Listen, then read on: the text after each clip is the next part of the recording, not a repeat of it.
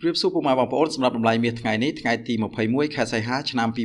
2026សម្រាប់លំไยเมียដុំ1គីឡូទីផ្សារទៅថ្ងៃនេះមានតម្លៃ$4,562ក្នុង1អោន$146,683ក្នុង1គីឡូក្រាម$5,544ក្នុង1តម្លឹង$554ក្នុង1ជីបាទនេះគឺជាតម្លៃមាសនៅលើទីផ្សារអន្តរជាតិសម្រាប់ថ្ងៃទី21ខែសីហាឆ្នាំ2026បាទអរគុណច្រើនចំពោះការទស្សនាវីដេអូមួយនេះជួបគ្នានៅវីដេអូក្រោយបន្តទៀត